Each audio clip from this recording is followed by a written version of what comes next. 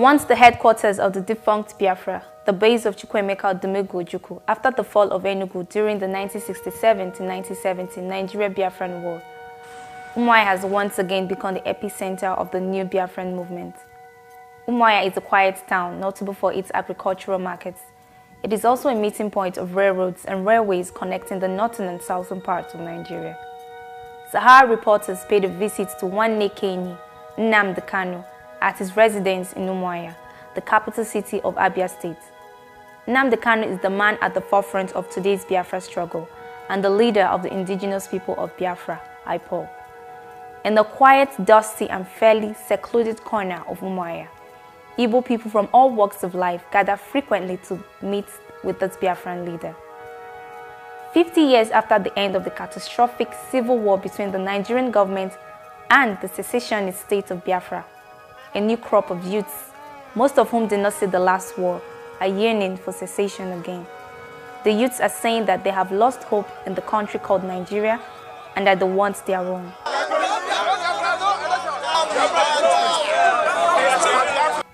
The last time, a declaration of the state of Biafra led to the war that killed over 2 million people. This time, they are demanding Biafra through a referendum. The Nigerian Biafran War ended with the then head of state, General Yakubu Gowon, declaring no victor, no victory. We are being killed. During the war, 3.5 million were killed. And today, they are killing. They started killing the Igbos from 1945, even before the independence. And Biafra has existed over 600 years before the amalgamation. The Nigerian Biafran War ended with the then head of state, General Yakubu Gowon, declaring no victor, no vanquished. He also promoted the policy of reconciliation, reconstruction, and rehabilitation in an effort to repair the damaged eastern part of Nigeria. For these youths, that was a promise not fulfilled. The Biafran people will share common value system. By the share of states in Nigeria, they cut us into pieces. They make us little. They now station what they call minority commission. And this minority commission is the reason why they have been marginalizing us for so many years. And it is only 6 months that an Igbo man have stayed in that seat. Therefore, we are not asking for Igbo presidency. We don't need Igbo president for anything. We need secession. We need freedom. We have been through terrible times, experiencing marginalization more than words can tell.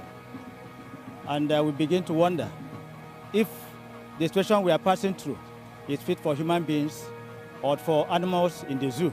The Biafra led by Ojukwu was triggered by genocide that followed the 1966 coup. Today's Biafra is driven by grievances like unemployment and bad governance. My children, if you finish school in the east, you either get work in the north or you get work in the west. What happened to our place? They said that we are a tripartite nation. Wazobia, is it not? One stands for Yoruba, so stands for Hausa, the other stands for Igbos. What has developed? So has developed. Where is the development of Biafra? To this day, many Igbo people complain that they are still being punished economically after the war. The fact that no Nigerian president has come from the southeast is also a source of much provocation. On October 2015, Nnamdi Kanu was arrested in Lagos and charged with treason for his Biafran activities, including his role as the director of Radio Biafra. For almost 2 years, he was held in prison. The government disobeyed numerous court orders to free him on bail until April of 2017, when he was granted bail under numerous stringent conditions. Amongst the conditions was that he would not grant media interviews. He was not also allowed to be amongst 10 people or more. We're not fighting each other. We know where we're going. We're going to get Biafra. There is nothing anybody can do about it. Absolutely nothing.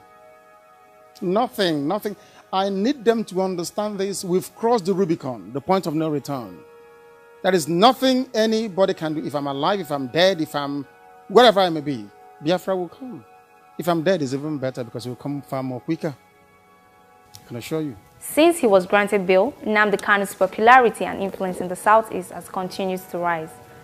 As Nnamdi Kanu and his Biafran movement push on, demanding a referendum or not holding elections in the Southeast, the discussion in Nigeria has shifted to a demand for restructuring.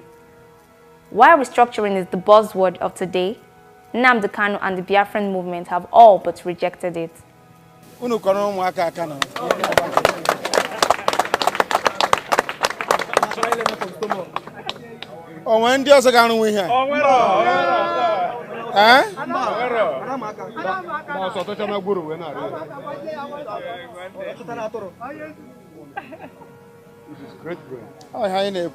We can build a toy factory for them. So even at this age, they can be very wealthy people. But because we are in Nigeria, that is why, despite all these creative talent and invention, they remain very poor. We all are poor. But I can assure you that any future Biafran government will judiciously and effectively utilize these talents on display to make sure we create employment, to make sure we create the necessary enabling environment for our children to grow up without fear of want. Do you see what Nigeria is doing to Biafrans? Our talents are being destroyed because we are in Nigeria. You can see what they have done. All over the world, in the Western world especially, you have Legoland. We have Toys R Us. These are multi-billion pound establishments. Why can't these young boys or their families enjoy the same level of quality of life as do those abroad? It's because we're in Nigeria. That is why these things cannot be showcased. That is why they cannot support him, because we are in Nigeria. Very, very sad and very shameful. After looking at this, then you tell me to dump Biafra or to stop everything for Biafra. Why should I do so? This is what they are afraid of. I challenge them to bring out their children to do the same thing. I challenge them to bring out, if they can bring out their children to do the same thing, then I'll stop everything for Biafra. The Biafran struggle, of course, has its challenges, including within the Igbo society.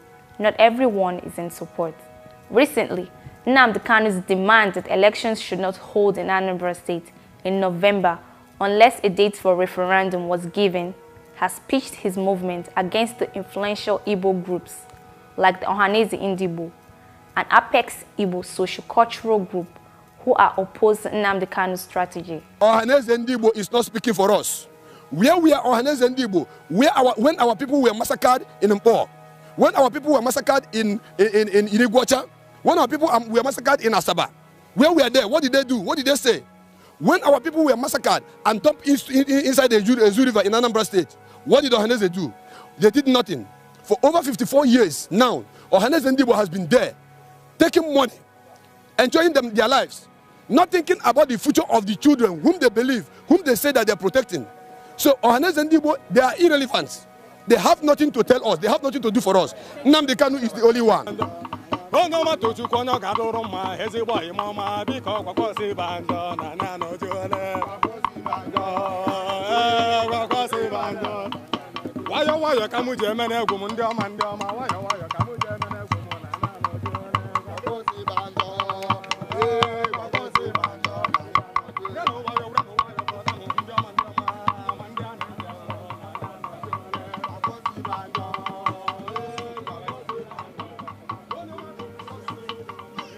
Meanwhile, in a reaction to this renewed agitation for Biafra, northern Nigerian youths under the auspices of Arewa Youth in June of 2017 issued a quick notice to Igbo people to leave the northern parts of Nigeria by October 1st of 2017.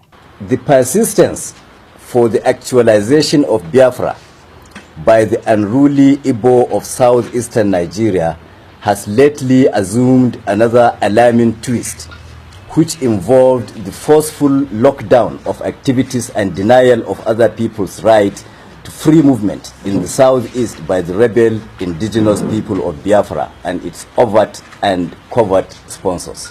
With the effective date of this declaration, which is today, Tuesday, June the 6th, 2017, all Igbos currently residing in any part of northern Nigeria are hereby served notice to relocate within 3 months and all northerners residing in the east are advised likewise. Now, the Igbos are torn between a quit notice issued to them to vacate the north before October 1st of 2017 and a referendum that still appears unattainable.